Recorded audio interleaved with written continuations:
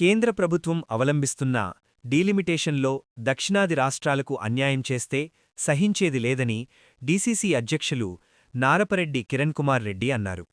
బుధవారం నగరంలోని స్థానిక ఇందిరాభవన్లో మీడియా సమావేశం నిర్వహించారు.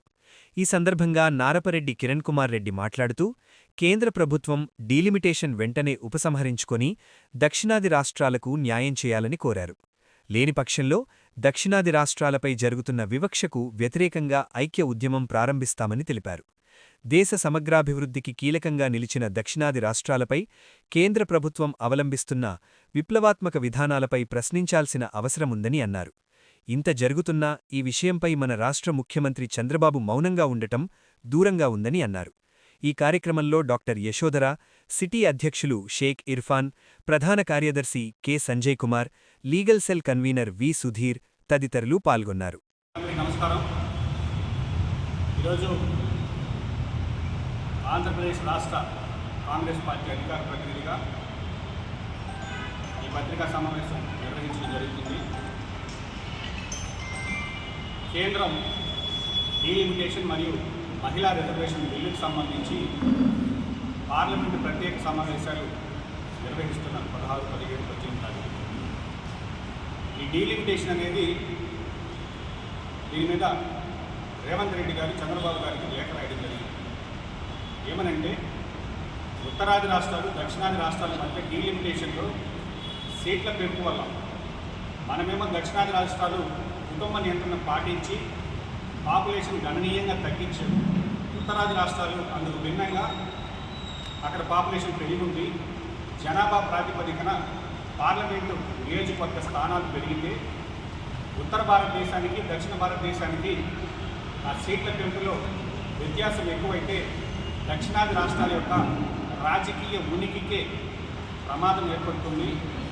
మరీ ముఖ్యంగా బీజేపీ చాలా స్పష్టంగా అర్థమైపోయింది, దక్షిణాది రాష్ట్రాల్లో మనకి పట్టు లేదు.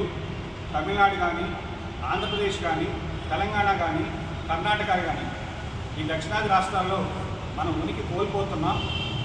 మనకి అక్కడ ఎలాగో పట్టలేదు కాబట్టి ఉత్తరాది రాష్ట్రాల్లో ఎంపీ సీట్లు పెంచుకుంటే దక్షిణాది రాష్ట్రాల్లో ప్రధానమంత్రి యొక్క అభ్యర్థిని డిసైడ్ చేసే దాంట్లో దక్షిణాది రాష్ట్రాల పాత్ర ఉండకూడదని నిర్ణయించుకున్న తరువాతనే దీన్ని ప్రారంభం చేయడం జరిగింది. ఇందిరాగాంధీ ఉన్నప్పటి నుంచి ఒకసారి 20 సంవత్సరాలు ఫ్రీజ్, అంటే పార్లమెంట్ సంఖ్య పెంచకుండా ఈ యొక్క జనాభా సౌకర్యం తగ్గింది కాబట్టి అప్పుడు ఫ్రీజ్ విధించారు. మళ్ళీ అటల్ బిహారీ గారు, వాజ్పేయి గారు ప్రధానమంత్రి ఉన్నప్పుడు కూడా దక్షిణాది రాష్ట్రాలకు అన్యాయం జరుగుతున్నాయి, మరొక 20 సంవత్సరాల పాటు పార్లమెంట్ స్థానాల సంఖ్య పెంచకూడదు, డీలిమిటేషన్ జరిగినా కూడా ఆ రాష్ట్రంలో ఉండేటటువంటి సంఖ్య సర్దుబాటు పెంచకుండా అక్కడే చేసుకోమని చెప్పడం జరిగింది. ఈరోజు మహిళా రిజర్వేషన్ సంబంధించి కాంగ్రెస్ ప్రభుత్వం ఆనాడు 2010లో రాజ్యసభలో బిల్లు పెట్టి రాజ్యసభలో బిల్లు పాస్ అయి లోక్సభలోకి వచ్చిన తర్వాత అప్పటి బీజేపీ ప్రభుత్వం మద్దతు ఇవ్వకపోవడం వల్లే మహిళా రిజర్వేషన్ బిల్లు ఆగింది. ఈరోజు నరేంద్ర మోడీ గారు మహిళా రిజర్వేషన్స్ గురించి మాట్లాడుతున్నారు. ఈరోజు హుటాహుటిన ప్రత్యేక సమావేశాలు పెట్టి దాన్ని ఏమైనా ఇమీడియట్గా అమలు చేస్తారంటే ఇప్పుడు కాదు, మేము 2029కి అమలు చేసే దానికి ఇప్పుడు ఎందుకు అంత హంగామా చేస్తున్నారంటే కేవలం రాబోయే రోజుల్లో అసెంబ్లీ ఎన్నికలు ఉన్నాయి తమిళనాడు, వెస్ట్ బెంగాల్లో, వాటి కోసం చేస్తున్నటువంటి కొత్త డ్రామా.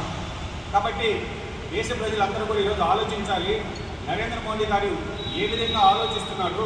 ఈరోజు డీలిమిటేషన్కి సంబంధించి దక్షిణాది రాష్ట్రాల ముఖ్యమంత్రులు అందరూ రెస్పాండ్ అయ్యారు, ఒక చంద్రబాబు గారు మాత్రం నోరు మెదపలేదు.